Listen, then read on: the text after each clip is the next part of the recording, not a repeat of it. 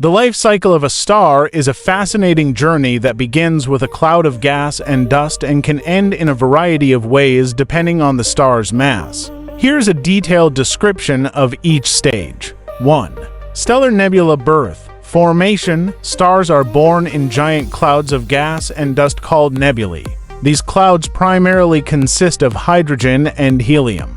Over time, gravity causes the gas and dust in a nebula to clump together and form dense regions. As these regions collapse further under their own gravity, they begin to heat up, forming a protostar. A protostar is the early stage of a star's life. It is not yet hot enough to start nuclear fusion, the process that powers stars. However, the core continues to contract and heat up until it reaches the temperature and pressure necessary for fusion. 2. Main sequence star adulthood, nuclear fusion. Once the core temperature reaches about 10 million degrees Celsius, hydrogen atoms begin to fuse into helium in a process known as nuclear fusion. This releases enormous amounts of energy, causing the star to shine. The star has now entered the main sequence phase. Stable phase. During the main sequence phase, a star achieves a balance between the inward pull of gravity and the outward pressure from the energy produced by fusion. This is the longest phase in a star's life and can last billions of years. The Sun, for example, is currently in its main sequence phase. Duration. The length of time a star remains in the main sequence depends on its mass. Larger stars burn through their fuel faster and have shorter lifespans, while smaller stars burn fuel more slowly and can last for tens of billions of years. 3. Red giant or supergiant old age. Hydrogen depletion. As the hydrogen in the star's core becomes depleted, the core contracts and the outer layers expand. This expansion causes the star to cool and turn red, entering the red giant phase if it's a low or medium mass star like the Sun, or a red supergiant phase if it's a massive star. Helium fusion. In the core, as the temperature increases, helium atoms begin to fuse into heavier elements like carbon and oxygen. This phase is relatively short compared to the main sequence. 4. Final stages. Death of the star. The final stages of a star's life vary greatly depending on its initial mass. For low to medium mass stars up to about 8 times the mass of the Sun, planetary nebula. After the red giant phase, the star sheds its outer layers, creating a beautiful shell of gas known as a planetary nebula. The core that remains is hot and luminous but has no more fusion reactions occurring. White dwarf. The leftover core becomes a white dwarf, a very dense, Earth-sized remnant.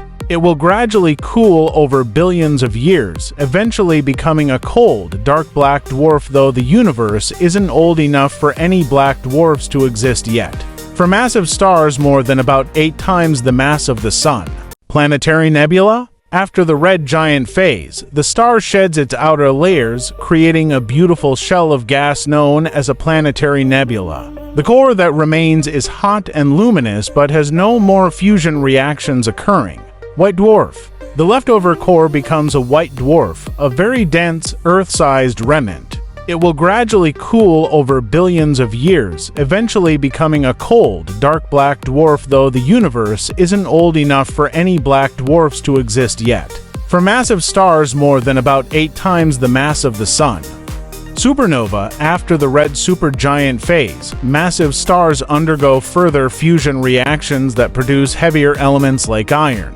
Once iron is formed, fusion can no longer release energy, and the core collapses rapidly, leading to a violent explosion called a supernova. This explosion scatters elements into space, contributing to the formation of new stars and planets. Neutron star or black hole. The core remnant left after a supernova can take 2 forms: neutron star. If the remaining core is between about 1.4 and 3 times the mass of the Sun, it will become a neutron star. Neutron stars are incredibly dense, with the mass of the Sun packed into a sphere only about 20 kilometers across. They may also become pulsars, emitting beams of radiation. Black hole. If the core's mass is greater than about 3 times that of the Sun, it will collapse further into a black hole. Black holes have such strong gravity that not even light can escape from them, marking the ultimate end of a massive star. 5. Stardust and the cycle continues. Element distribution. The death of stars, particularly in supernovae, spreads heavier elements like carbon, oxygen, and iron into space.